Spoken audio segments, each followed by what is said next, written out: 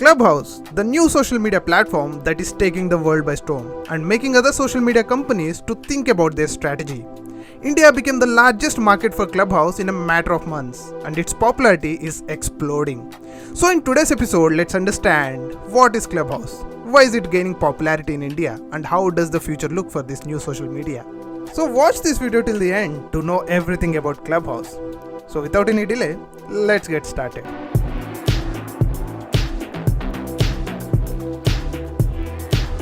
Clubhouse is a voice-only social media platform. It means you cannot type any text. If you want to communicate, you have to use voice. This app was launched in March 2020 by Paul Davidson and Rohan Seth. Both are alumni of Stanford University and they do have a good track record of coming up with some innovative startups. Clubhouse is owned by Alpha Exploration Company, which again founded by these guys. That's the basic introduction. Now let's understand what is Clubhouse exactly. Clubhouse creates a place where people of similar interests can meet and start a conversation. Same way how the real world clubs operate. To put it simply, Clubhouse is made for two kinds of people, the talkers and the listeners.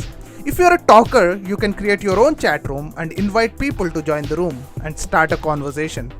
Because you started the room, you will be a moderator and you will have absolute control over who should be allowed to speak. If you are a listener, they got you covered. If you open the app, you will be presented with a list of rooms where people are actively talking. You can also see the list of people presented in each room. Based on that, you can decide whether to join the group or not. Once you join, you can listen to the conversation in the group, and if you are interested in speaking, you can raise your hand. If the moderator is okay with that, he or she will allow you to speak. If you don't like the conversation, you can just leave the room and join another one. It's as simple as that. That's basically how Clubhouse works. I'm not going in depth into the functionalities of this app because this video is not meant to explain the features of the Clubhouse but to explain the business angle of it. Clubhouse started like any other startup with a new idea.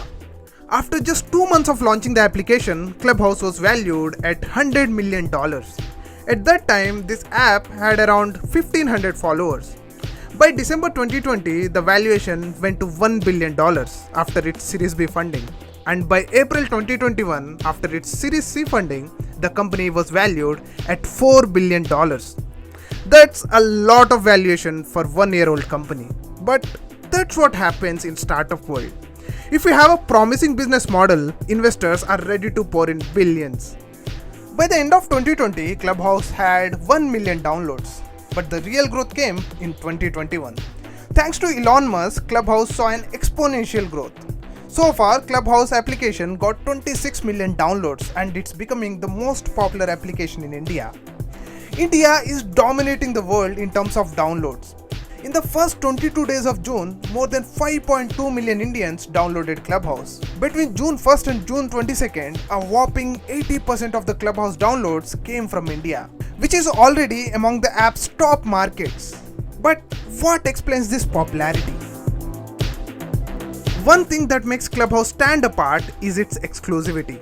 Clubhouse is an invite-only application. It means unless you have an invitation from the existing Clubhouse user, you won't be able to access the Clubhouse and join the voice chat. It creates a perception of exclusivity and being part of something that not everyone gets a chance to be. One can still download the application and put their name on the waiting list. But as the number of downloads went up, this feature may not add that much value. But this feature created an initial hype that is required for the application. When Clubhouse launched on iOS in the March 2020, it grew quickly in US and caught the attention of app users around the world. But in Android-dominated countries like India, there was nothing to do but to wait. Clubhouse app was launched on Android in May 2021. And that's it. The wait is over. Everyone just hopped on to download the application, and that explains why Clubhouse got majority of the downloads during May and June. On Clubhouse, there is something for everyone. There are rooms on pop culture, feminism, cricket, music, gaming, and even religion and prayers. That variety is among many reasons Clubhouse has taken off in India, where users of different ages, states, backgrounds, interests, and even languages are coming together to discuss anything and everything, including topics that government would prefer they avoid. But perhaps Clubhouse's biggest strength in India is how language agnostic this app is. While app's interface is mostly in English, the audio format means there are no language barriers while speaking. People can find rooms in any language, including those not typically found on other social media platforms. For example, a tribal community in northeastern India can come together and start a voice chat. They don't really need to have a conversation in English. Also, the live conversation means Clubhouse offers an uncensored and open platform to discuss politically sensitive topics at a time when government is controlling other social media apps. Earlier this year, the government asked Twitter, Facebook and Instagram to take down hundreds of accounts posting about farmer protests and COVID-19 mismanagement, claiming misinformation. All that possible because there is a record of the tweet or post. But all the conversations on Clubhouse are live audio. No transcripts or recordings are made available to the users after the particular chat is over. So that attracts many people towards this app. Clubhouse says it records the conversation as they happen, but only retains them if someone files a complaint while the room is live. If no one reports an incident during the chat, Clubhouse deletes the recording as soon as the host closes the discussion. Apart from all the reasons we discussed so far, the added advantage for Clubhouse is COVID-19 in India, which forced millions into isolation and lockdown mode. This app became available at a time when people were missing connections and networking, and they were bored of webinars and live sessions and want to get away from binging on OTT platforms. Clubhouse found to be the perfect alternative for these people. At this point, Clubhouse does not generate any revenue, but rolled out donations to some 60,000 creators in April 2021. It means if a user likes the conversation, they can actually pay some money to the creator. Clubhouse is not taking any cut out of these donations, although it may take some money from subscriptions in the future. But have you wondered, who is this woman in the Clubhouse logo? Clubhouse does not have an official logo icon. The Clubhouse logo is used to depict what the company stands for: the community. It has opted for an ever-rotating black and white portrait of a person. Objective is to bring exceptional people or artists to the attention of public. The woman in the current logo is Dandara Pagu. She is a Brazilian activist. We wouldn't be knowing her if not for Clubhouse. And in few weeks, she will be replaced by some new person. In this way, even the company's logo creates curiosity. Even after coming up with the most innovative social media, Clubhouse is not immune from competition. Because like everything else in the tech world, when there is a blood in the water, the big sharks come swimming. Facebook is planning to launch a feature that will directly compete with Clubhouse. The feature is called Live Audio Rooms, which was released to US-based customers in June 2021. In November 2020, Twitter announced Twitter Spaces, a service similar to Clubhouse. Discord introduced features in competition with Clubhouse called Stage Channel. In April 2021, Reddit announced a similar product called Reddit Talks for its subreddit community.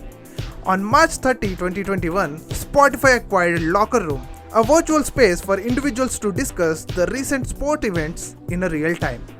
Other players like Slack and Telegram have already included the voice chat feature. So the competition is getting intense.